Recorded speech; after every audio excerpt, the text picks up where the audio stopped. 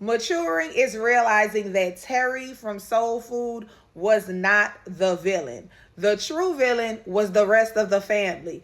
Now let's get into this, okay? Now Soul Food was quite problematic in a lot of different ways because I feel like it perpetuated a lot of stereotypes about black families and just blackness in general. But we're going to get to that a little bit later. All right. So the first thing with Terry, right? Terry is a bitch, right? We get that part. You know, she's a lawyer, she's hardworking, she's under stress, and she's not the nicest person. But Terry was the most rational person in this movie, if you ask me. Now, the first thing that was against Terry was her sister. Her sister stole her man in high school, okay? Like, let's just hard stop there. Why were we not more outraged that this woman straight stole Terry's man, now has this happy family with all these kids, and that sister is the happiest one under the bunch? Meanwhile, Terry has had to deal with two trifling husbands. Now, we don't know if the first husband was trifling, but we do know that she was divorced. So there was a first one and there was a reason for a divorce. And now it's this second one. So if it wasn't for her, Terry would have maybe had a good man in her life. And she actually said that she was envious of them because they were happy and she wasn't.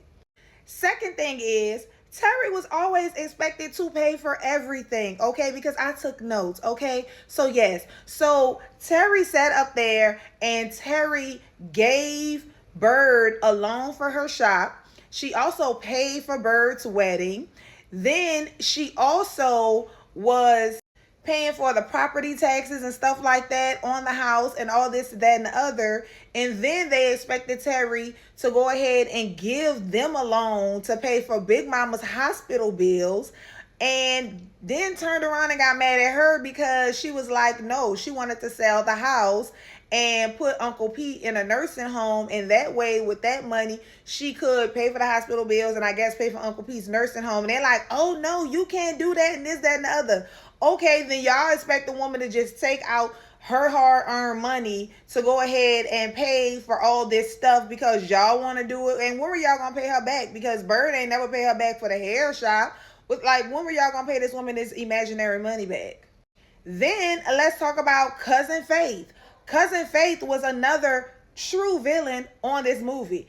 And so we're not going to be around the bush. Let's just say Cousin Faith seems like she got some borderline personality disorder. This woman is unstable, reckless, makes bad decisions, has horrible poor decisions making skills. She done been in jail. She used Big Mama to get a car, used her name and didn't pay the car note. She sat up there in and out of jail. Big Mama used to have to put up the house to bail her out of jail.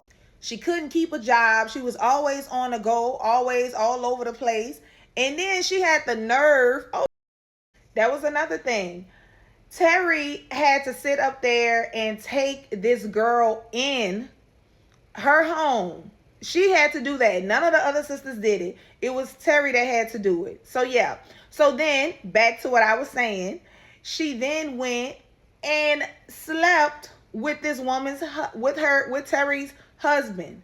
Another thing done to Terry that was jacked up. But yeah, we looking at Terry like the villain, right? So then we're going to go to Terry's husband. I think, what's his name, Miles? I'm not exactly sure, but we're not worried about what his name was. Now, they sat up there and made it seem like, oh, that Terry was just not supportive of him wanting to get into music and things like that. And she was not a supportive wife and did all this and that. But at the same time, y'all have to understand, Terry was an attorney. Terry was trying to make partner. Her husband is an attorney. She married an attorney. She did not marry a music producer. What do we know about the music world? It is very unstable. And a lot of people don't make it. Even though he had some mom singers, Casey and JoJo and Babyface and all them brothers, they was singing the hell out that song. But still, we didn't know that. Mind you, he was then also, so you marry somebody who you feel like is stable and bringing bread to the kitchen table. Then they decide they want to just go into the music industry.